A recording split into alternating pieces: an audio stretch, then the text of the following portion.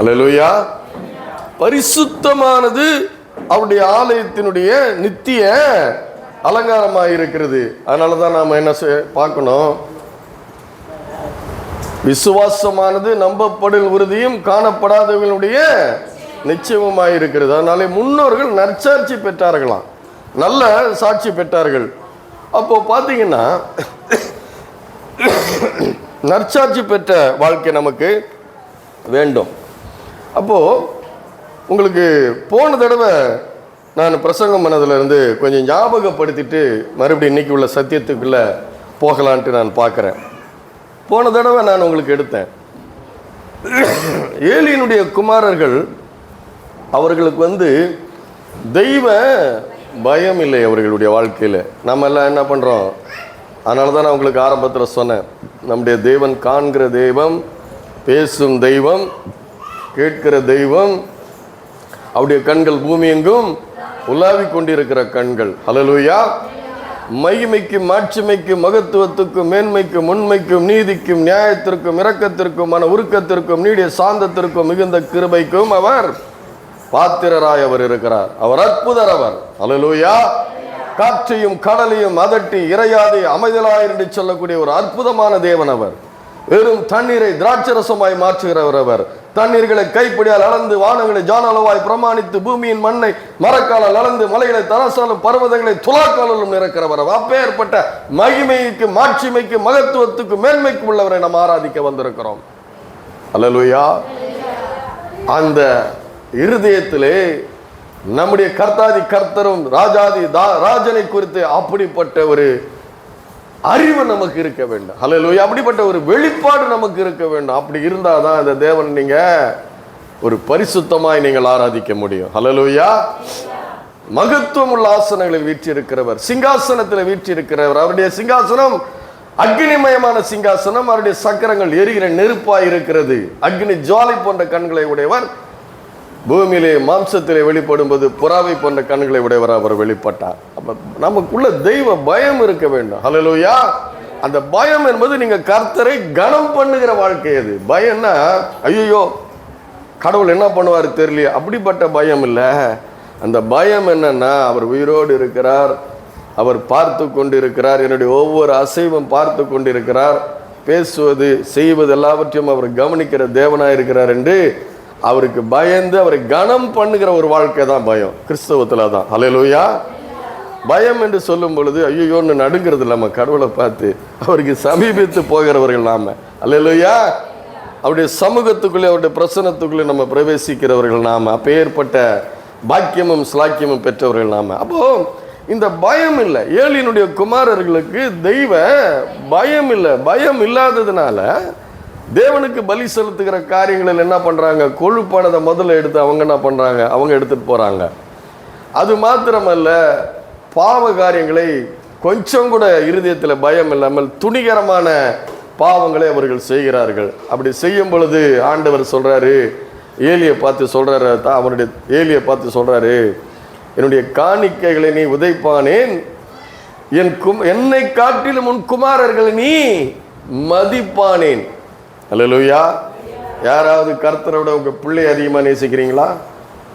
யாராவது உங்க கணவனை விட அதிகமாக மனைவியை விட கடவுளை விட மனைவி அதிகமாக நேசிக்கிறீங்களா? இல்லை கடவுளை விட கணவன் அதிகமாக நேசிக்கிறீங்களா? அல்லேலூயா. அது கூட விக்கிரக ஆராதனை. அல்லேலூயா. அது கூட நீங்க நேசிக்கிறதுல பிரதானமாய் இருதயத்தில் வைக்க வேண்டியது கர்த்தாதி கர்த்தரை, ராஜாதி ராஜனை, தேவாதி தேவனை, இயேசு கிறிஸ்து ரட்சகரை. அல்லேலூயா. அப்போ உங்க இருதயத்தில் நீங்க யாரை வைக்கிறீங்கன்றதுல ரொம்ப ஜாக்கிரதையா இருக்கணும். அதனால தான் சொல்றார், என் காணிக்கைகளை நீ உதைப்பானேன், என்னை காட்டில் உன்னுடைய குமாரரை நீ மதிப்பானேன் அப்படின்னு சொல்லிட்டு அவர் சொல்றாரு, உன் பிள்ளைகள் செஞ்ச பாவத்துக்கு உன்னுடைய சந்ததியிலே கிழவன் இருப்பதில்லைன்ட்டார். அல்லேலூயா. அப்படின்னா என்ன, எல்லா வாலிபத்திலே போயிடுவாங்க. எவ்வளோ பெரிய சாபம் தெரியுமா அது? அப்போ அதை தேவனே சொல்றாரு, நான் சொல்லலை, கர்த்தர் சொல்றாரு. மல்கியால் என்ன சொல்றாரு, நான் பிதாவானால் எனக்கு செலுத்துகிற கனம் எங்கே கேட்கிறாரு. நான் பிதா, ஆகவே எனக்கு கனம் பண்ண வேண்டும், எனக்கு கனம் பண்ண வேண்டும். நான் எஜமானானால் எனக்கு பயப்படுகிற பயம் எங்கேன்னு கேட்கிறாரு. அல்லேலூயா. அதனாலதான் சொன்னேன், கர்த்தருக்கு பயந்து அவர் வழியில நடக்கிற மனுஷன் ஆசீர்வதிக்கப்பட்டவங்க. அல்லேலூயா. பாக்கியவானும் ஒண்ணுதான், ஆசீர்வதிக்கப்பட்டவனும் ஒண்ணுதான். நீங்கள் ஆசீர்வதிக்கப்பட்டவர்கள். அல்லேலூயா. எத்தனை பேர் விசுவாசிக்கிறீங்க? அல்லேலூயா. நீங்கள் ஆசீர்வதிக்கப்பட்டவர்கள்.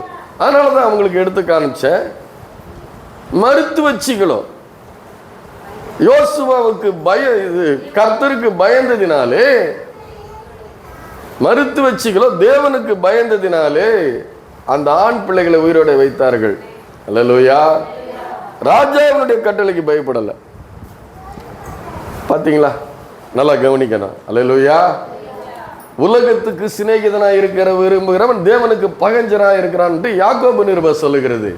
அப்ப இவர்கள் யாருக்கு உலகத்துக்கு சிநேகிதனா இருந்தாங்களா? அந்த மருத்துவச்சிகள். ராஜாவுக்கு பயந்தாங்களா? யாரா அதிகாரத்துக்கு பயந்தாங்களா? தப்புன்னு தெரியுது, உள்ள தெரியுது, தப்புன்னு தெரியுது. மனுஷனுடைய ஆவி கர்த்தர் தந்த தீபமா இருக்கிறது. அது தப்பு, இது பாவம், இது அநியாயம், இது அக்கிரமம், இது அநீதின்னு செய்யும்போது அவங்க தெரியும் போது செய்யல அவங்க. அல்லேலூயா. யாருக்கு பயந்து, யாருக்கு எப்பேற்பட்ட அதிகாரத்துக்கும் பயந்து நீங்க என்ன பண்ணக்கூடாது? அநீதி, அக்கிரமம், பாவம், துன்மார்க்கம் இப்படி எல்லாம் செய்யக்கூடாது. ஏன்னா கர்த்தர் ஒரு பார்க்கிறார். மருத்துவச்சிகளோ ராஜாவினுடைய கட்டளைக்கு பயப்படாமல் தேவனுக்கு பயந்ததினால் அந்த ஆண் பிள்ளைகளை உயிரோடு வைத்தார்கள். அவர்கள் தழைக்கும்படி செய்தார். அல்லேலூயா. உங்க பிள்ளைங்கள்லாம் தழைக்கிறதுனா என்ன? உங்க சந்ததி தழைத்து பலுகி பெருகி பூமி நிரப்பி கீழ்ப்படுத்தி ஆண்டு கொள்வது தான் தழைப்பது. அல்லேலூயா. எல்லாருக்கும் அதுதானே விருப்பம். நம்ம பிள்ளைங்க நல்லா இருக்கணும். அல்லேலூயா. அது பார்க்கும்போது நமக்கு என்ன இருக்குது? என்ன இருக்குது? சந்தோஷமா இருக்குது. அல்லேலூயா. அப்போ நம்ம எல்லாவற்றை காட்டிலும் ஆண்டவர் என்ன சொன்னாரு? தேவனுக்கு பயந்ததுனால 10 வீடு தரேன்னு சொன்னாரா? அது தருவாரு. ஆனா என்ன சொன்னாரு? தழைக்கும்படி செய்கிறார். அல்லேலூயா. ஏன்? பரிசுத்த சந்ததி. நாம எல்லாம் யாரு? பரிசுத்த சந்ததி. நாம என்ன பண்ணணும்? அந்த பூமியில தழைச்சிருக்கணும். நம்ம பிள்ளைங்க என்ன பண்ணணும்? சந்ததி என்ன பண்ணணும்? தழைச்சிருக்கணும். அதனாலதான் எந்த விதமான எதிர்பார்ப்பும் இல்லாதபடி இஸ்ரவேல் ஜனங்களை ஒரு பெரிய விடுதலை கொடுத்த தாவீதுக்கு சொன்னார், உனக்கு ஒரு வீட்டை கட்டுவேன். அல்லேலூயா. அப்படி 2-3 காரியங்களை எடுத்து காமிச்சேன். இன்னைக்கும் நீங்க அந்த விசுவாசம், நம்ம என்ன விசுவாசிக்கிறோம்? கர்த்தர் உயிரோடு இருக்கிறார்.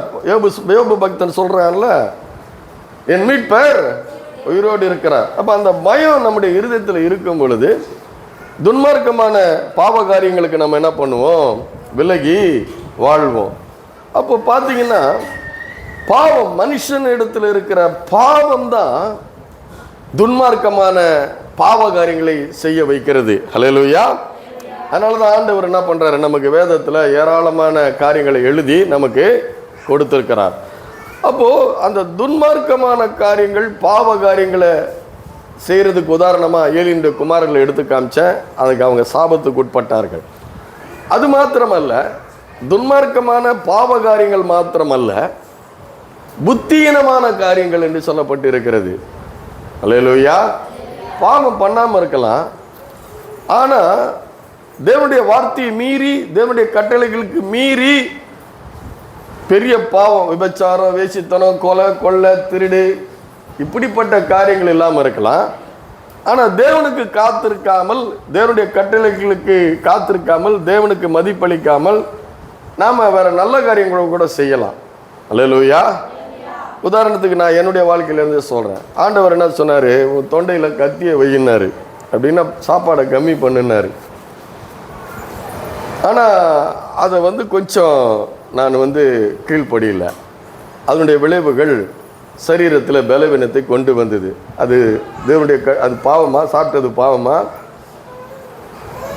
தேவைக்கு மேலே சாப்பிடும் பொழுது அது என்ன ஆகுது? அது விஷமாவது, பாவமாவது. அப்போ அது கூட என்ன? அது தேவனுக்கு பிரியமில்லை. அதனால தானே சொல்கிறாரு, உன் தொண்டையில் கத்தியை வையின்றார், கம்மியாக சாப்பிடுன்றார். அதனுடைய அர்த்தம் அப்போது பாவன்றது நம்ம என்ன பண்ணுறோம், நிறைய பேர் என்ன பண்ணுறோம், இது பாவம்னு தெரியாமே நம்ம என்ன பண்ணுறோம், தேவனுக்கு பிரியமில்லாதுன்னு தெரியாமே நம்ம என்ன பண்ணுறோம், பல காரியங்களை நம்முடைய வாழ்க்கையில் நாம் செய்கிறோம். அப்போ ரொம்ப ஜாக்கிரதையாக நாம் நம்முடைய வாழ்க்கையில் இருக்க வேண்டும். அப்படி ஒரு புத்தீனமான காரியத்தை நாம் இன்றைக்கி பார்க்கலாம். புத்தீனம் கீழ்ப்படியாமை தான் அது. 1 சாமுவேல் 13:13.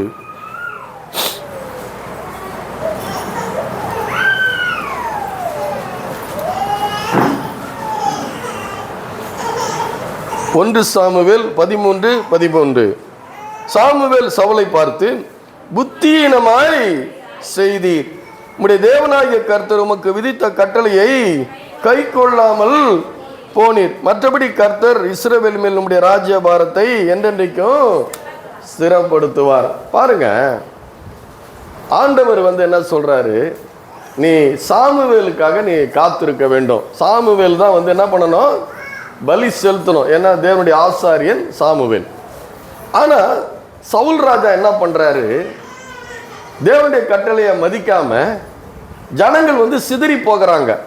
என்ன பண்ணுறாங்க, ஜனங்கள் சிதறி போகிறாங்க. ஒரு பெரிய யுத்தம் நடக்க போகுது, ஒரு பெரிய போர் நடக்க போகுது. இந்த ஜனங்கள்லாம் சிதறி போகிறாங்க. ஏன்னா சாமுவேல் தீர்க்கதரிசி வர்றதுக்கு தாமதமாகுது. அப்போது இவர் என்ன பண்ணணும், தேவனுடைய வார்த்தைக்கு கட்டளைக்கு கீழ்ப்பட்டு தேவனுக்கு காத்திருக்காம என்ன பண்ணுறாரு, ஜனங்களுக்காக இவரே என்ன பண்ணுறாரு, பலி செலுத்துகிறார். யார், சவுலே செலுத்துகிறார். அவர் செலுத்தி முடிக்கிறாரு. சாமுவேல் தீர்க்கதரிசி வருகிறாரு. வந்து தான் சொல்கிறாரு, ஆண்டவர் சொல்லியிருக்கிறாரு, நீ ஏன் காத்திருக்காம நீ பலி செலுத்தின? ஏன், என்ன ஆண்டவரால் எல்லாமே முடியும். மனுஷரால் கூடாதது தேவனால் கூடும், தேவனால் எல்லாம் கூடும். அப்போ சவுல் என்ன பார்க்கிறாரு, மனுஷரை வச்சுதான், மனுஷராயும் அல்ல மனுஷர் மூலமாயும் அல்ல, நான் தேவனிடத்திலிருந்து பெற்றுக்கொண்டேன் என்று பவுல் எழுதுகிறார். அல்லேலூயா. யாருக்கிட்ட இருந்து இல்லை, நான் தேவனிடத்திலிருந்து கற்றுக்கொண்டேன் என்று சொல்லுகிறார். அப்போ தேவனிடத்திலிருந்து நமக்கு வர வேண்டும், தேவனுக்கு காத்திருக்க வேண்டும். மனுஷனோ முகத்தை பார்க்கிறான், தேவனோ இருதயத்தை பார்க்கிறார். இவன் ஜனங்களெல்லாம் செதறி போறாங்க, பயப்படுறான். ஐயோ, ஜனங்க போயிட்டா யுத்தத்தை யார் நடத்துறது? யுத்தத்தை நடத்துகிறவர் கர்த்தர், யுத்தம் கர்த்தருடையது, நீங்கள் அமர்ந்திருந்து நானே தேவன் என்று அறிந்து கொள்ளுங்கள். அவர்கிட்ட நீங்க கொடுத்துட்டீங்கன்னா, அவர்கிட்ட நீங்க சரணாகதி அடைஞ்சிட்டீங்கன்னா, அவர்கிட்ட நீங்க எல்லாத்தையும் நீங்க ஒப்படைச்சிட்டீங்கன்னா, நான் சொல்றேன், நீங்க நினைக்கிறதற்கு வேண்டிக் கொள்வதற்கு மிகவும் அதிகமாய் கிரியை செய்ய வல்லவர் ஒருவர் இருக்கிறார். அல்லேலூயா. உங்கள் தண்ணீர்களை எல்லாம் திராட்சரசமாய் மாற்றக்கூடியவர் ஒருவர் இருக்கிறார். அல்லேலூயா. அவர் சொல்றாரு, காற்றையும் காண மாட்டீர்கள், மழையும் காண மாட்டீர்கள், இந்த பள்ளத்தாக்குகள் தண்ணீரால் நிரம்பும் என்று சொன்ன ஒரு கர்த்தர் ஒருவர் இருக்கிறார். அவர் சொன்னார்னா நீ பள்ளத்தாக்கு வெட்டிக்கிட்டே இருக்கணும். அல்லேலூயா. உன் வேலை நீ செஞ்சுக்கிட்டே இருக்கணும். கர்த்தர் கிரியை செய்கிறவர். அல்லேலூயா. அதான் சொல்றார், என் சமூகம் உனக்கு முன்பாக செல்லும். கர்த்தருடைய வார்த்தையை நீ கீழ்ப்படிஞ்சின்னா, கர்த்தருடைய கட்டளைகளை நீ கை கொண்டின்னா, கர்த்தருடைய பிரசன்னம், கர்த்தருடைய சமூகம், கர்த்தருடைய கிருபை உன்னை காக்கும். அல்லேலூயா. அப்போ இவன் மனுஷனை பார்க்கறான். ஐயோ, ஜனங்க இல்லையே, ஜனங்கள்லாம் செதறி போறாங்களே, நான் எப்படி யுத்தத்தை நடத்துறது? அதனால நானே பலி செலுத்துறேன். ஆசாரியை செலுத்த வேண்டியது என்ன பண்ணணும், ஆசாரியன் தான் செலுத்தணும். ஆனா இவன் செலுத்தும் பொழுது அது தேவன் சொல்றாரு, சாமுவேல் சவுலை பார்த்து புத்தீனமாய் செய்தீர். அல்லேலூயா. அப்போ நம்ம கர்த்தருடைய காரியத்தில் புத்தி உள்ளவர்களாக இருக்க வேண்டும். அல்லேலூயா. புத்தி உள்ளவர்களாக இருக்க வேண்டும். அப்போது இன்றைக்கி நம்ம பார்க்க போகிறோம். நீங்கள் ஏற்கனவே பார்த்த சம்பந்தம் ஏற்கனவே உங்களுக்கு நல்லா தெரியும். லூக்கா எழுதின சுவிசேஷம் 15வது அதிகாரம் எடுத்து வைத்துக் கொள்ளுங்கள். நீங்கள் ஏற்கனவே பார்த்தது தான், ஆனால் இன்றைக்கி அது வேறு மாதிரி உங்களுக்கு எடுத்து காண்பிக்க போகிறேன். அப்போ இவன் என்னென்னா, இந்த சுபாவம், சவுலுக்கு இருக்கிற சுபாவம் என்னென்னா மாம்ச சிந்தை. அல்லேலூயா. மாம்ச சிந்தையை நாம் என்ன பண்ணணும், நம்முடைய வாழ்க்கையிலிருந்து எடுத்து போட வேண்டும். ஜனங்களுக்கு பயந்துக்கிட்டு, உலகத்துக்கு பயந்துக்கிட்டு, மற்ற காரியங்களுக்கு பயந்துக்கிட்டு தேவனுடைய வார்த்தைக்கு கீழ்ப்படியாமல் இருக்கிறது என்னது? இது பாவ சுபாவம். அது மாம்ச சிந்தை, மரணம், ஆவியின் சிந்தையோ ஜீவனும் சமாதானமாம். நம்முடைய வாழ்க்கையில் என்ன இருக்கணும்? ஆவியினுடைய சிந்தை நம்முடைய வாழ்க்கையில் இருக்க வேண்டும். அப்போ நாம் ஆவியின் சிந்தை இருக்கும் பொழுது, நமக்கு நமக்கு நமக்கு ஆவியின் சிந்தை இருக்கும் பொழுது நாம பாவத்துக்கு அடிமை இல்லை என்பதை நாம அறிந்தவர்களா இருப்போம். எதுக்கு அடிமை இல்லை? பாவத்துக்கு அடிமை இல்லை. பாவம் செய்கிற எவனும் பாவத்துக்கு அடிமையா இருக்கிறான். அல்லேலூயா. நம்ம அக்கிரமத்திலும் பாவத்திலும் மரித்தவர்களா இருந்த நம்மை உயிர்ப்பித்து இருக்கிறார். அப்ப நம்ம உயிரோடு இருக்கிறோம். அல்லேலூயா. எதுக்கு உயிரோடு இருக்கிறோம்?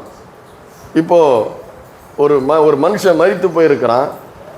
அந்த மரித்து போயிருக்கிறவனால நல்லது செய்ய முடியாது, கெட்டது செய்ய முடியாது. அப்ப நமக்கு என்ன சொல்றாரு? நீங்கள் அக்கிரமத்துக்கும் பாவத்துக்கும் மரித்தவர்கள். அப்ப நம்மளால என்ன பண்ண முடியாது? அக்கிரமம் பாவம் செய்ய முடியாது. அதை நம்ம தெரிஞ்சிருக்கிறோம். நம்மளால செய்ய முடியாது, நம்ம செய்யக்கூடாது. ஏன்னா நம்ம அதுக்கு மரித்தவர்களா இருக்கிறோம், நீதிக்கு பிழைத்தவர்களா இருக்கிறோம். அப்படின்னா என்ன? நான் பாவத்துக்கு அடிமை இல்லை. முன்னாடி இயேசு அறியாதப்போ பாவத்துக்கு அடிமையா இருந்தேன். இப்ப இயேசுவை அறிந்ததுனால நான் பாவத்துக்கு அடிமை இல்லை. என்னை பாவம் ஆள முடியாது. பாவம் உள்ள இந்த சரீரத்தில் பாவம் ஆளாதிருப்பதாக என்று பவுல் எழுதுகிறார். அப்ப நம்ம பாவம் நம்மளை ஆள முடியாது. நம்ம தேவனுக்கு அடிமைகளா இருக்கிறோம், தேவனுடைய பிள்ளைகளா இருக்கிறோம். அப்போ இது நம்முடைய வாழ்க்கையில இதை நம்ம தெரிஞ்சிருக்கிறோம். நான் பாவம் செய்யறதுக்கு அடிமை, பாவத்துக்கு அடிமை இல்லை, நான் தேவனுக்கு அடிமைகளா இருக்கிறோம். என்னுடைய சரீரங்களை என்ன பண்றோம்? தேவனுக்கு அடிமைகளாய் நம்ம ஒப்பு கொடுத்துருக்குறோம். இதெல்லாம் உங்க இருதயத்துல ஆழமா இருக்கணும். அல்லேலூயா. நான் என்ன பண்ணிட்டோம் தெரியாம நான் பண்ணிட்டேன் சொல்ல முடியுமா? இயேசுவை தெரிஞ்ச அப்புறம் சொல்ல முடியாதுங்க. இயேசுவை நான் மனுஷன் தானே, எனக்கும் ஒரு பலகீனம் இருக்குது இல்லை, சொல்லி கொடுக்குறல்ல சபையில் இது பாவம்ன்ட்டு.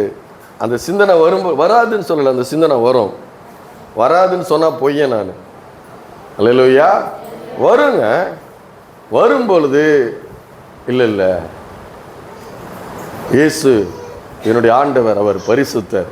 அந்த பரிசுத்த தேவனை ஆராதிக்கிற நான் என்ன பண்ண முடியாது? இந்த பாவத்தை செய்ய முடியாது. அல்லேலூயா. அதுதான் அறிவு. இதுதான் அறிவு. அப்ப அந்த அறிவு இருக்கு. அந்த அறிவை என்ன பண்ணும்? நம்ம சிந்தை என்ன பண்ணும்? பிசாசு என்ன பண்ணுவான்? சஞ்சலப்படுத்துவான். அப்போ நம்ம என்ன பண்ணணும்? ரொம்ப நம்ம ஆண்டவர் யாருன்னு தெரிஞ்சிருக்கணும். அல்லேலூயா. இங்க நீங்க பார்த்திருக்கிறீங்க, லூக்கா எழுதின சுவிசேஷம்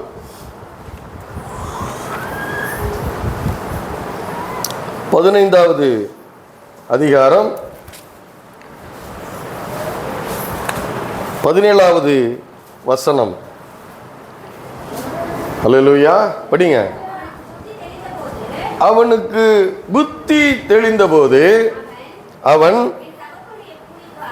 என்னுடைய தகப்பனுடைய கூலிக்காரர் எத்தனையோ பேருக்கு பூர்த்தியான சாப்பாடு இருக்கிறது, நானும் பசியினால் சாகிறேன். இந்த இளையகுமாரன் கெட்ட குமாரன் என்று சொல்லக்கூடிய இந்த சம்பவம் உங்களுக்கு எல்லாருக்கும் தெரியும். அவன் என்ன பண்றான்? தன்னுடைய தகப்பனுடைய ஆஸ்திகளில் தன்னுடைய பாகத்தை கேட்டு அதை வாங்கி கொண்டு போய் என்ன பண்றான்? துன்மார்க்கமாய் செலவழிக்கிறான். அல்லேலூயா. அதான் சொன்ன, துன்மார்க்கருக்கு தெய்வ பயம் இல்லை. தெய்வ பயம் இல்லாதபடி எல்லாவற்றையும் துன்மார்க்கமாய் செலவழித்து எல்லாம் மாறி போய் பஞ்சம் வந்த உடனே அவன் அந்த தேசத்தின் குடிகள் ஒருவரிடத்துல போய் என்ன பண்ணானா? பச்சைக்குன்னு ஒட்டிக்கிட்டானா. அல்லேலூயா. அவனை பன்னி மேய்க்க அனுப்பிட்டான். பன்னி மேய்க்க அனுப்பினா பன்னிக்கு தவிடு இருக்கு திங்கிறதுக்கு, இவனுக்கு ஒன்றும் இல்லை, இவனுக்கு அதை கூட கொடுக்க மாட்டேன்றாங்க. அல்லேலூயா. என்ன வந்துருச்சு இப்போ அவனுடைய வாழ்க்கையில்? தரித்திரம். திங்கிறதுக்கு கூட ஒரு முடியல. நான் காய்கறி கடைக்கு என் மனைவியை கூட்டிகிட்டு போகும்போது ரோட்டில் ஒரு பலகை வச்சு அதில் கொஞ்சம் கொஞ்சம் காய்கறி வச்சுருப்பாங்க. அது ரொம்ப காஞ்சி போய் ரொம்ப அது நாமெல்லாம் வாங்க மாட்டோம். அது போல் காய்கறியை வச்சுருப்பாங்க. எனக்கு அதை பார்க்கும்போதே எனக்கு பக்குன்னு இருக்கும். ஏன்னா அதை கூட யாரோ ஒருத்தர் 5 ரூபாய் கொடுத்து வாங்கி போகிறாங்க. அல்லேலூயா. வறுமை, தரித்திரம் இல்லாதவங்க என்ன பண்ணுறாங்க, அதுக்கேற்ற மாதிரி என்ன பண்ணுறாங்க, அதை வாங்கின்னு போயிட்டு நம்ம சமைக்கிறாங்க. ஆனால் தேவன் நம்மை நல்ல ஆசீர்வாதமாக என்ன பண்ணியிருக்காரு, நம்மை வைத்திருக்கிறார். அப்போ இதுதான் இன்னைக்கு அவனுடைய நிலைமை என்னென்னா, பன்றிகள் தின்கிற தவிடு கூட அவனுக்கு இல்லை, கிடைக்கல. அந்த துன்மார்க்கமான வாழ்க்கை, பாவ வாழ்க்கை, தேவனுக்கு பயப்படாத வாழ்க்கை, இருதயத்தில் மாம்ச சிந்தை அதிகமாக இருந்ததுனால அவனுடைய வாழ்க்கையில் இப்போ என்ன வந்துருச்சு, 16வது வசனம் சொல்லுகிறது, அப்பொழுது பன்றிகள் தின்கிற தவிட்டினால தன் வயிற்றை நிரப்ப ஆசையா இருந்தான், அதை அவனுக்கு ஒருவனும் கொடுக்கவில்லை. இதை படிக்கும்போது அப்ப நிறைய பேர் கேட்டிருக்காங்க போல இருக்குது. அல்லேலூயா. அது அப்படிதானே வருது இதுல, இல்லையா? இல்லை நான் சும்மா சொல்றேனா? ஒருவனும் கொடுக்கல. நீங்க போய் கேட்குறீங்களா, யார்கிட்ட கடன் கேட்டிருப்பீங்க, ஒருத்தனும் தரலப்பா எனக்கு சொல்றீங்களா இல்லையா?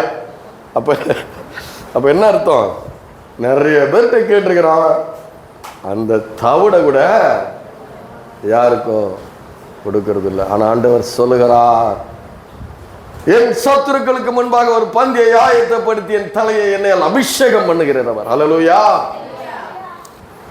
சொன்ன 5 அப்பம் 2 மீனை கொண்டு 5000 பேரை போஷிக்கக்கூடிய சர்வ வல்லமையுள்ள தேவன்.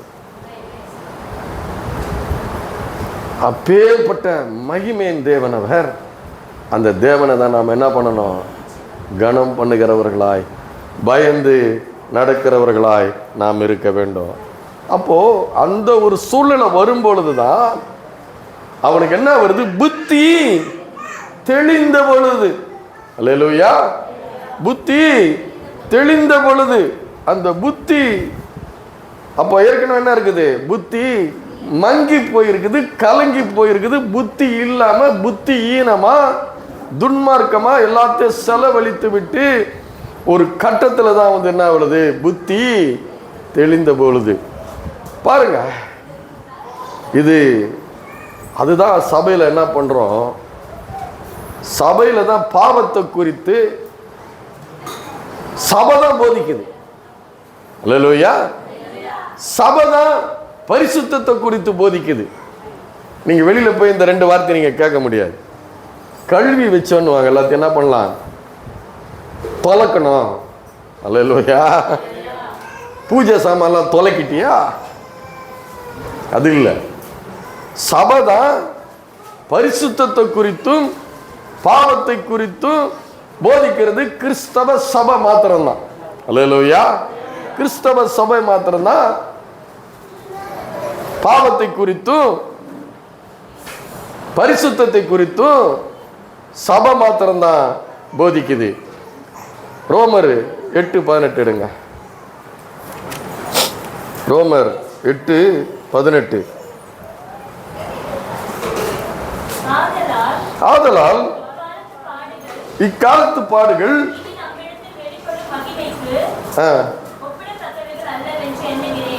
பாருங்க என்ன சொல்ற பாருங்க. ஆகையால் இக்காலத்து பாடுகள் நம்மிடத்தில் வெளிப்படும் மகிமைக்கு. இக்காலத்து பாடுகள் மட்டும் நம்ம பார்ப்போம். இக்காலத்துல பாடுகள், நீங்க பரிசுத்தமாய் தேவனுக்கு நீங்க பயந்து வாழ ஆரம்பிக்கும் போது பாடுகள் வருகிறது. அல்லேலூயா. எத்தனை பேர் அதை அனுபவிச்சிருக்கிறீங்க? வெள்ளிக்கிழமை போராட்டம் ஆரம்பிச்சிடும். ஞாயிற்றுக்கிழமை எனக்கு பிரசங்கம், நல்ல பிரசங்கம் வந்துருச்சுன்னா வெள்ளிக்கிழமையில பிரச்சனை ஆரம்பிச்சிடும். அப்பயே ஆண்டவர் சொல்றாரு, விசுவாசம் உள்ளவனாயிரு. அல்லேலூயா. அப்போ இப்பாடுகள் வந்து உன்னுடைய பரிசுத்தத்துக்கு, தேவனுக்கு பயந்து வாழ்கிற வாழ்க்கைக்கு எதிரான ஒரு போர் பிசாசு தொடுக்கிறான் உண்மையில. அல்லேலூயா. இந்த பாடுகள் என்பது உன்னுடைய பரிசுத்த வாழ்க்கைக்கும், தேவனை கனம் பண்ணுகிற வாழ்க்கைக்கும், தேவனுக்கு பயந்து வாழ்கிற வாழ்க்கைக்கு எதிராய் பிசாசு ஒரு போர் செய்கிறான். உனக்கு எதிராய் ஒரு போர் நடந்து கொண்டு இருக்கிறது. ஆனா நாம இன்னொரு போர் செய்ய வேண்டும். அல்லேலூயா. நாம இன்னொரு போர் நாம செய்ய வேண்டும். அது என்ன போர் பார்த்தீங்கன்னா, எபிரேயருக்கு எழுதின நிருபம் 11வது அதிகாரம் வசனம் 24 படிக்கிறேன் பாருங்க. விசுவாசத்தினாலே, எபிரேயர் 11:24, விசுவாசத்தினாலே மோசே தான் பெரியவனான போது பார்வோனுடைய குமாரத்தின் மகன் என்னப்படுவதை வெறுத்து, அது பிசாசின் தேசம், எகிப்து பிசாசின் தேசம். அந்த பிசாசின் தேசத்துல உச்சபட்சமான அதிகாரத்தில் இருக்கிற, செல்வாக்கில் இருக்கிற, அந்தஸ்தில் இருக்கிற, அதிகாரத்தில் இருக்கிற, பணம் ஏராளமான ஐஸ்வர்யத்தில் இருக்கிற அந்த குமாரத்தினுடைய மகன் என்பதை வெறுத்து அனித்தியமான பாவ சந்தோஷங்களை அனுபவிப்பதை பார்க்கிலும் தேவனுடைய ஜனங்களோட கூட துன்பத்தை அனுபவிப்பதை தெரிந்து கொண்டு, நல்லா பார்க்கணும், பாவ அனித்திய சந்தோஷங்களை வெறுத்து தேவனுடைய ஜனங்களோட துன்பப்படுவதை தெரிந்து கொண்டான். அப்ப இது கூட என்னது? இது என்னது? பாவம் உனக்கு எதிராய் உன்னை என்ன பண்ணுது? தேவனுக்கு விரோதமாய் போர் செய்ய உன்னை தூண்டுது பாவம், பிசாசு. ஆனா இங்க என்ன சொல்லுது? பார்வோனுடைய குமாரத்தினுடைய மகன் என்னப்படுவதை வெறுத்து பாவ அனித்திய சந்தோஷங்களை அனுபவிப்பதை பார்க்கிலும் தேவனுடைய ஜனங்களோட பாடு அனுபவிப்பதை தெரிந்து கொண்டு. ரோமர் 8:18 என்ன படிச்சோம்? ஆகையால் இக்காலத்து பாடுகள் இனி வரும் மகிமைக்கு ஒப்பானதில்லை. அப்ப நல்லா கவனிக்கணும். பாடுகள் நான் சொன்ன உங்களுக்கு, நன்மை செய்து பாடு அனுபவிப்பது, தேவனுக்கு சித்தமான நன்மை செய்வது பாடு அனுபவிப்பது. தீமை பண்ணிட்டு என்ன, ஐயோ நான் ரொம்ப கஷ்டப்படுறேங்க, பாவம் பண்ணிட்டு, அநியாயம் பண்ணிட்டு, அக்கிரமம் பண்ணிட்டு, ஐயோ நான் ரொம்ப, யாராவது நல்லா ஓணும்மா, சென்னை பஸ்ஸில் என்ன சொல்லுவாங்க, நல்லா ஓணும். இங்கே எப்படி சொல்லுவீங்க? வேணும். அப்போ இங்கே நல்ல பாஷை தான் இருக்குது. சென்னை பாஷையில் என்ன பண்ணுவாங்க? இன்னும் ஓணும், இதுக்கு மேலேயும் ஓணும். அப்போது தீமை செய்து பாடு அனுபவிப்பை பார்க்கிலும் நன்மை செய்து பாடு, தேவனுக்கு சித்தமானால் நன்மை செய்து பாடு அனுபவிப்பது நல்லது. அதனால தான் சொல்றார், இக்காலத்து பாடுகள் தேவனுக்கு என்று பயந்து வாழும் பொழுது, தேவனை கனம் பண்ணுகிற வாழ்க்கை வாழும் பொழுது பாடுகள் இருக்குது. அந்த பாடுகள் என்ன சொல்றாரு பார்த்தீங்களா? 26வது வசனத்துல சொல்றாரு பாருங்க, இனி வரும் பலன்கள் மேல் நோக்கமாயிருந்து. அல்லேலூயா. கவனிக்கணும். பாடு வரும் பொழுது, துன்பங்கள் வரும் பொழுது, தேவனுக்கென்று பரிசுத்தமாய் வாழும் பொழுது, தேவனுக்கு பயந்து அவருடைய கட்டளைகளுக்கு கீழ்ப்படிந்து நீங்கள் வாழும் பொழுது பாடுகள் வருது, துன்பங்கள் வருது. துன்பங்கள் வரும் பொழுது நீங்க கொஞ்சம் கவனமா இருங்க. யார் நடந்து போனாலும், யார் என்ன எங்க சத்தம் கேட்டாலும் எங்க திரும்பி பார்க்க கூடாது. கவனமா நீங்க கேட்கணும். பாடுகள் வரும் பொழுது, துன்பங்கள் வரும்போது, தேவனுக்கென்று பயந்து வாழும் பொழுது, அவருடைய கட்டளைக்கு கீழ்ப்படிந்து வாழும்போது, ஒரு பரிசுத்த வாழ்க்கைக்கு நேராக நம்ம வாழ்க்கையை நடத்தும் பொழுது, அந்த பாடுகள் வரும் பொழுது நம்ம பயப்பட வேண்டியதில்லை. அல்லேலூயா. ஏன்னா அதை தாங்கி என்னை வழி நடத்தக்கூடிய ஒருவர் இருக்கிறார். ஒரு இடத்துல சொல்றாரு இல்லையா ஆண்டவர், பவுலுக்கிட்ட சொல்றாரு, நீ துன்பப்படுத்துகிற இயேசு நானே. யாராவது இயேசு துன்பப்படுத்தினாரா? பவுலு கிறிஸ்தவர்களை தான் துன்பப்படுத்தினாரு. அல்லேலூயா. வேதம் சொல்லுது, அவரை விசுவாசிக்கிற நீங்கள் அவருடைய சரீரத்தினுடைய அவயவங்களாக இருக்கிறீர்கள். அல்லேலூயா. உன்னை தொடுகிறவன் கண்மணியை தொடுகிறான். அதனால நீங்க மற்றவங்களுக்கு பயந்து உலகத்துக்கு சிநேகிதனாக இருக்க விரும்புகிறவன் தேவனுக்கு பகைஞ்சனாக இருக்கிறான். உலக சிநேகம் தேவனுக்கு விரோதமான பகை. ஆகவே என்னுடைய வாழ்க்கையில பாவத்துக்கு இடமில்லை, அக்கிரமத்துக்கு இடமில்லை, துன்மார்க்கத்துக்கு இடமில்லை, பரிசுத்தத்துக்கும் தேவனுக்கு பயந்து வாழ்கிற வாழ்க்கைக்கு தான் என்னுடைய வாழ்க்கையில் இடம் இருக்கு நீங்க சொல்லும் பொழுது நீங்கள் தெளிந்த புத்தி உள்ளவர்களாக இருக்கிறீர்கள். அல்லேலூயா. அவனுக்கு என்ன இல்லை, ஒருவனும் கொடுக்காதப்பதான் அவனுக்கு புத்தி தெளியுது. எல்லாத்தையும் தேவனுக்கு விரோதமா போய் எல்லாத்தையும் துன்மார்க்கமா அழிச்சு நாசமாகி பேரு கட்டி சீரு கட்டி வாழ்க்கை நாத்தடிச்சு முடைநாட்டம் எடுத்து தலை குனிற வாழ்க்கை, தலை நிமிர முடியாத வாழ்க்கை, அவமானம் உள்ள வாழ்க்கை, தரித்திரம், திங்கிறதுக்கு ஒண்ணு இல்லை, உடுத்துறதுக்கு ஒண்ணு இல்லை, அப்படிப்பட்ட ஒரு வாழ்க்கை வரும்போது புத்தி தெளிஞ்சது இளையகுமாரனுக்கு. ஆனா மோசே சொல்றான், அவன் சொல்றான் விசுவாசத்தினால தேவனை குறித்து அறிந்து தேவனை குறித்து அவனுக்கு வெளிப்பாடு வந்த உடனே விசுவாசம் வந்துருச்சு. விசுவாசம் வந்த உடனே தான் என்ன பண்றான், அட போ உன் பிள்ளை இல்லை நான். ஹல்லேலூயா. உன் பிள்ளை இல்லை நான். எனக்கு ஒரு அம்மா சொன்னாங்க, தன்னுடைய சகோதரியை பார்த்து, ஒரு சகோதரி இப்படி ஆயிடுச்சுன்னா, எனக்கு என் குடும்பம் போதும். என்ன போதும்? எனக்கு என் குடும்பம் போதும். எனக்கு 4 பிள்ளைங்க, 4 பிள்ளைங்களுக்கு 4 மனைவி கணவன், அந்த 4 பிள்ளைங்களுக்கும் 2 பிள்ளைங்க. அப்போ எத்தனை பேர் ஆச்சு? 16 பேர் இருக்கோம் நாங்கள். எங்களுக்கு போதும். ஹல்லேலூயா. அந்த வார்த்தை என்கிட்ட சொன்னாங்க. அப்போ சொல்லும்போது நான் சொன்னேன், அப்போ எனக்கு பக்குன்னு இருக்குது, நாளைக்கு இதே வார்த்தை தான் நீ எனக்கு சொல்லுவேன். ஹல்லேலூயா. எனக்கு கர்த்தர் போதும். ஹல்லேலூயா. எனக்கு யார் போதும்? கர்த்தர் போதும். ஹல்லேலூயா. இயேசு போதும். நமக்கு யாருக்கு போதும்? அவரை பிடிங்க, எல்லாம் வந்துடும். ஹல்லேலூயா. அவரை பிடிச்சிங்கன்னா எல்லாம் உங்களுக்கு வந்துடும். அப்போ அவன் என்ன சொல்றான் பார்த்தீங்கன்னா, விசுவாசத்தினாலே மோசே தான் பெரியவனான போது பார்வோனுடைய குமாரத்தின் மகன் என்னப்படுவதை வெறுத்து, ஐஸ்வர்யத்திலும் ஆஸ்தியிலும் அந்தஸ்திலும் அதிகாரத்திலும் உச்சத்தில் இருக்கிற அந்த குமாரத்தினுடைய மகன் என்பதை வெறுத்து அனித்தியமான பாவ சந்தோஷங்களை அனுபவிப்பதும் தேவனுடைய ஜனங்களை தெரிந்து கொண்டான்.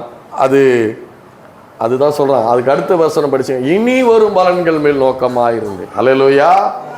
அதனால தான் சொன்னேன், இக்காலத்து பாடுகள் இனி வரும் மகிமைக்கு ஒப்பானதல்ல. அப்போ இந்த காலத்தில் நீங்கள் பரிசுத்தமாக வாழ ஆரம்பிக்கும் பொழுது, தேவனுக்கு பயந்து அந்த கட்டளைப்படி வாழ ஆரம்பிக்கும் பொழுது, ஓய்வு நாளை பரிசுத்தமாக ஆசரிக்க நினைக்கும் பொழுது உங்களுக்கு என்ன வரும்? பாடுகள் வரும், பற்றாக்குறை வரும், ஏராளமான பிரச்சனைகள் வரும். அந்த ஏராளமான பிரச்சனைகள் மத்தியில் இன்னொன்று நீங்கள் பார்க்கணும்,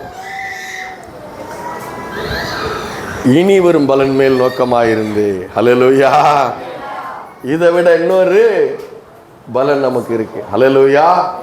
அது இதை காட்டில் என்னது? பெருசு. ஹல்லேலூயா. அதனால தான் என்ன போட்டிருக்குது இது, அதுக்கு அதனால தான் என்ன போட்டிருக்கு? இனி வரும் பலன்கள் மேல் நோக்கம். உங்க ஃபோக்கஸ். ஹல்லேலூயா. ஃபோக்கஸ். உங்களுடைய நோக்கம், உங்களுடைய ஃபோக்கஸ் எப்படி இருக்கணுமா? கிறிஸ்துவருடைய ஃபோக்கஸ், நோக்கம் இந்த பாடுகள் மத்தியில தான். அழுகிற குழந்தை வெளியே தூக்கிட்டு போங்க. பாடுகள் மத்தியில தான், அந்த பாடுகள் மத்தியில தான் நீங்க கவனங்கள் சிதறடிக்கப்படுறதுக்கு வாய்ப்புகள் இருக்கிறது. ஹல்லேலூயா. கவனம் சிதறடிக்கப்படுவதற்கு வாய்ப்பு இருக்கிறது. அது ஒரு டிஃபிகல்ட் டைம். என்ன டைம்? அது ஒரு கடினமான நேரம். அந்த பாடுகள் மத்தியில உங்கள் மனம் ஒருமனப்பட்டு உங்கள் சிந்தனையை சீராக்கி, அது ஒரு டிஃபிகல்ட் டைம் அது.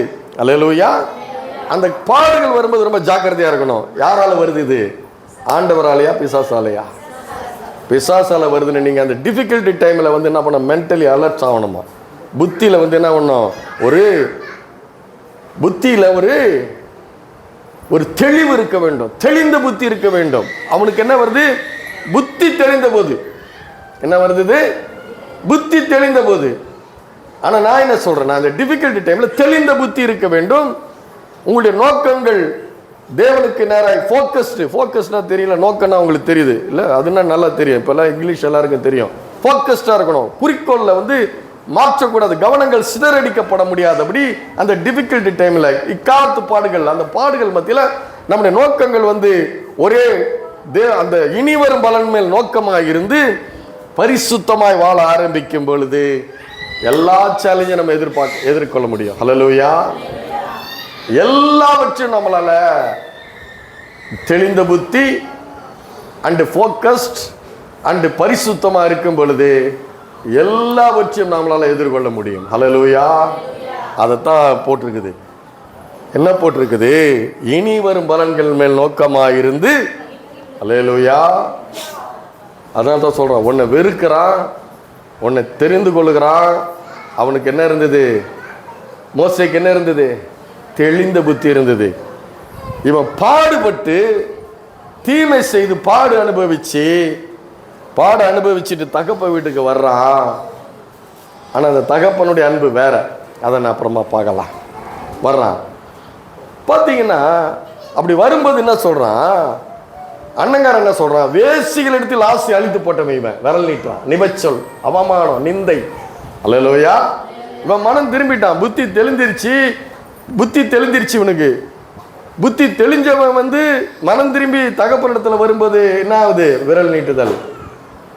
வேசிகள் இடத்தில் ஆஸ்தி அழித்து போட்டான் அவன். அல்லேலூயா. அது தீமை செய்து பாட அனுபவிப்பது, இது நன்மை செய்து பாட அனுபவிப்பது.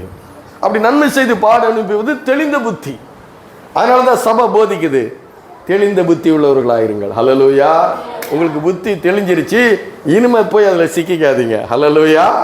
இது நம்ம போய் என்ன பண்ணது, ஒரு அற்பமான சந்தோஷத்துக்கு, பாவ சந்தோஷத்துக்கு, அனித்தியமான பாவ சந்தோஷங்களை வெறுத்து அதுல இருந்து போய் சிக்கி கொள்ளாதபடி தெளிந்த புத்தி உள்ளவர்களாயிருங்கள் என்று சொல்றேன். ஹல்லேலூயா. தெரிஞ்சிச்சா உங்களுக்கு புத்தி தெளிந்த பொழுதுக்கும் தெளிந்த புத்திக்கு வித்தியாசம் தெரிஞ்சிருச்சா? ஹல்லேலூயா. அப்ப துன்மார்க்கத்துக்கும் பரிசுத்தத்துக்கும் நீதிக்கும் உங்களுக்கு டீட்டெயில் தெரிஞ்சிருச்சு. ஹல்லேலூயா. அப்போ பாத்தீங்கன்னா அப்பேற்பட்ட தாவீது சொல்றான், தாவீது சங்கீதம் 51:4 சொல்றான், பாவம் பண்ணிடுறான், தேவன் வந்து உணர்த்துகிறாரு. தேவன் உணர்த்தும் பொழுது என்ன சொல்றாரு, என்ன சொல்றான் இவன், தேவரின் ஒருவருக்கு பாவம் செய்து உம்முடைய கண்களுக்கு முன்பாக பொல்லாங்கானதை நடப்பித்தேன். அல்லேலூயா. அவருடைய கண்களுக்கு மறைவான சிருஷ்டி ஒன்றுமே இல்லை. அவருடைய கண்களுக்கு மறைவான சிருஷ்டி ஒன்றுமே இல்லை. அப்ப இது விசுவாசம். அதான் சொன்ன ஆரம்பத்தில், நம்முடைய தேவன் காண்கிற தேவன். ஹல்லேலூயா. நம்முடைய தேவன் பேசுகிற தேவன், இருதயத்தின் நினைவுகளை தோற்றமாய் பார்க்கிறவர். ஹல்லேலூயா. சிந்தனைகளை வகையறுக்கிறவர். நீ ஒரு விதமா சிந்திச்சா அவருக்கு தெரியும், உன்னுடைய சிந்தனைக்குள்ள என்னென்ன இருக்குதுன்னு அவருக்கு தெரியும். ஹல்லேலூயா. அப்போ நம்முடைய தேவன் எப்படிப்பட்ட தேவன் என்பதை நம்ம அறியும் பொழுது, நம்முடைய வாழ்க்கையில விசுவாசமாய் வாழும் பொழுது ஒரு பரிசுத்தமான ஒரு வாழ்க்கை இருக்க வேண்டும். ஹல்லேலூயா. அப்போ பாவம் செய்துட்டு சங்கீதக்காரன் சொல்லுகிறான், தேவரீர் ஒருவருக்கு விரோதமாய் பாவம் செய்து உம்முடைய கண்களுக்கு முன்பாக பொல்லாங்கானதை என்ன நடப்பித்தேன். அவனுக்கு தெரிந்து பண்ணிட்டான். மாம்சம் என்ன பண்ணிடுச்சு, அலசடி பட்டு கீழே விழுந்துட்டான். ஹல்லேலூயா. அதனால தான் சொல்றேன், நிற்கிறவன் விழாதவனா இருக்கணும்ன்றாரு பவுல். என்ன சொல்றாரு, நிக்கிறன்னு நினைக்காத, விழுந்துடுவ. யாரை பிடிக்கணும், நீ கர்த்தரை பிடிக்கணும். ஹல்லேலூயா. அதனால தான் சொன்ன, அந்த சிந்தனை வரும் பொழுது உனக்கு யார் வரணும், உனக்கு உன்னுடைய தேவன் யார் என்ப சிந்தனை வர வேண்டும். ஹல்லேலூயா. பாவ சிந்தனை வரும் பொழுது நம்ம எல்லாருக்கும் வருங்க, எல்லாருக்கும் வரும், யாரா இருந்தாலும் வரும். வரும் பொழுது உன்னுடைய ரட்சகர் யார் என்ப சிந்தனை வரும் பொழுது நீ அதில் விழமாட்ட. ஹல்லேலூயா. விழ வேண்டியதில்லை, அவமானப்பட வேண்டியதில்லை, தலகுனிய வேண்டியதில்லை. அதனால தான் தெளிந்த புத்தி உள்ளவர்களாயிருங்கள் என்று பேதுரு எழுதுகிறார். ஆதியாகமம் 39:9. ஆதியாகமம் 39:9. இந்த வீட்டிலே என்னிலும் பெரியவன் இல்லை. யார் வீட்டில் சொல்றான், அவ வீட்டில் உட்காந்துக்கிட்டே சொல்றான். போத்திபாருடைய மனைவி வீட்டில் உட்காந்துக்கிட்டு போத்திபாருடைய மனைவி கிட்ட பேசுறான், இந்த வீட்டிலே என்னிலும் பெரியவன் இல்லை, நீ அவருடைய மனைவியா இருக்கிறபடியால் உன்னை தவிர வேறொன்றையும் அவர் எனக்கு விலக்கி வைக்கவில்லை. இப்படி இருக்க நான் இத்தனை பெரிய பொல்லாங்குக்கு உடன்பட்டு தேவனுக்கு விரோதமாய் பாவம் செய்வது எப்படி என்றான். அதை படிக்கும்போது எப்படி தெரியுமா படிக்கணும், இத்தனை பெரிய. அல்லேலூயா. லேசா படிச்சு அப்படி படிக்கூடாது. எப்படி படிக்கணும், இத்தனை பெரிய. அதுதான் நாம விளங்கி கொள்ள வேண்டும். கிறிஸ்தவர்கள் நாம தான் விளங்கி, உலகத்துக்கு என்ன பண்ணுவாங்க, அப்படியே படிச்சுட்டு போயிடுவாங்க. நாம தான் என்ன பண்ணணும், இத்தனை பெரிய பாவம் அது ஆண்டவர் கண்களுக்கு முன்னால சிறிய பாவமா இருந்தாலும் பெரிய பாவமா இருந்தாலும் கர்த்தர் பாவம் தான், கர்த்தருக்கு அது பாவம் தான். ஹல்லேலூயா. அப்ப பாத்தீங்கன்னா இவன் வந்து ஒரு பெரிய 2 பரிவாரங்களோடு திரும்பி வந்த ஒரு ஐஸ்வர்யவானுடைய குமாரன். அவன் யாரு? யோசேப்பு யாருடைய குமாரன்? யாக்கோபுடைய குமாரன். யாக்கோபுக்கு எத்தனை பரிவாரம் இருந்தது? பூமி தாங்க முடியாத ஐஸ்வர்யத்துக்கு சொந்தக்காரனாக இருந்தான். அப்பேற்பட்ட குமாரன் 11வது குமாரன்.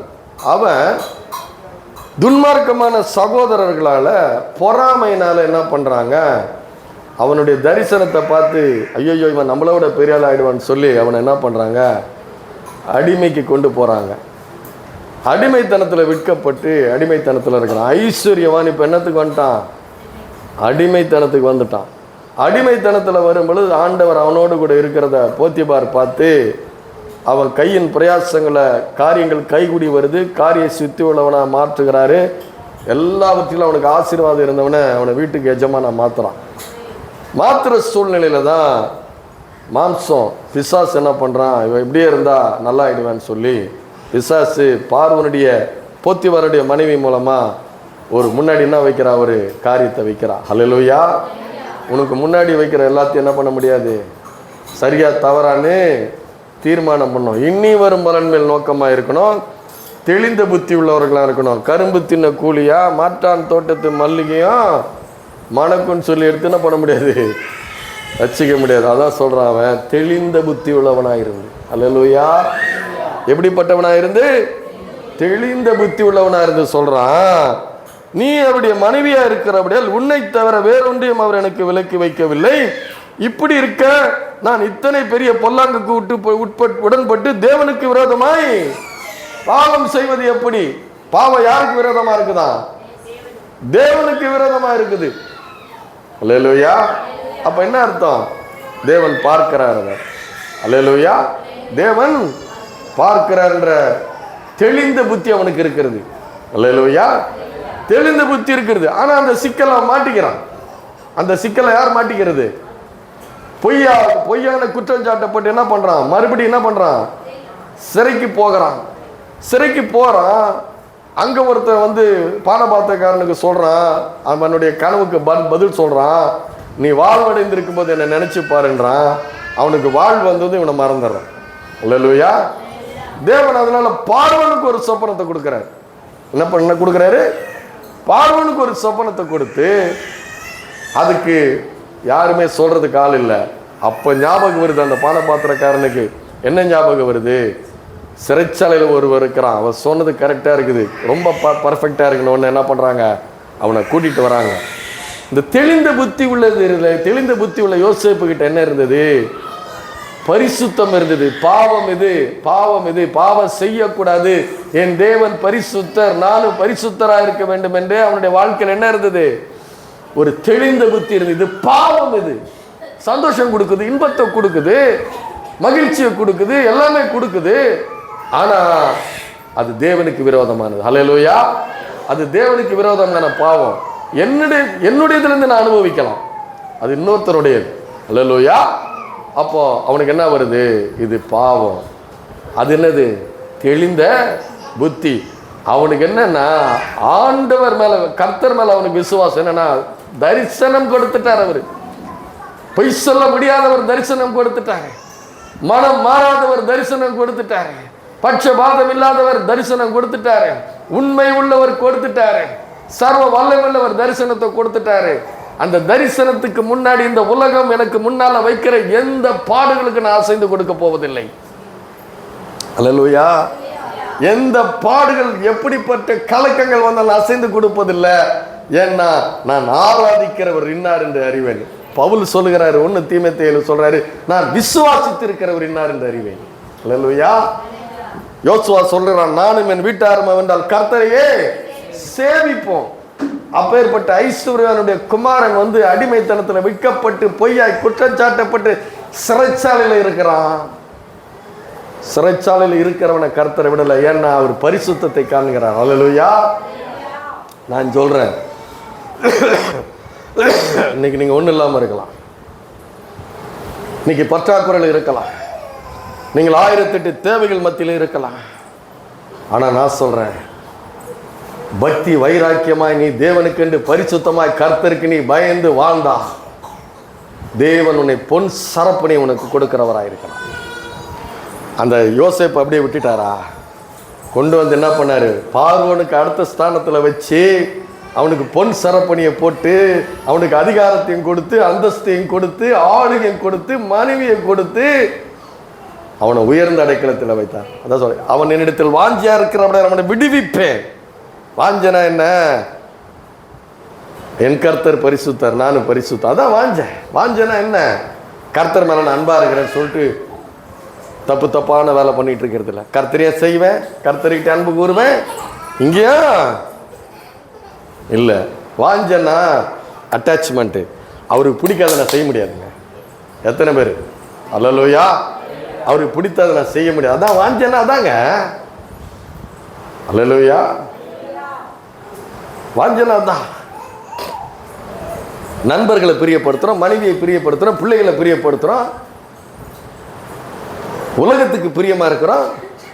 ஆனா நான் சொல்றேன், நீ தேவனுக்கு பிரியமா இருந்து பாருங்க, தேவனுக்கு வாஞ்சியா இருந்து பாருங்க. அல்லேலூயா. தேவனை பிரியப்படுத்தி பாருங்க. அவன் சொல்றான் சங்கீதக்காரன் ஒரு இடத்துல, சத்துரு என்மேல் ஜெயம் கொள்ளாததினால நீர் என்மேல் பிரியமா இருக்கிறீர் என்று அறிவேன். அல்லேலூயா. அப்பவே தெரிஞ்சுக்கலாம், உன்னை தோக்கடிக்க முடியலையா? உன்னை தோக்கடிக்க முடியலையா? கர்த்தர் உன்மேல் பிரியமா இருக்கிறார். தோத்து போறியா? உங்ககிட்ட ஏதோ பாவம் இருக்குது. அல்லேலூயா. அதான் வாஞ்ச.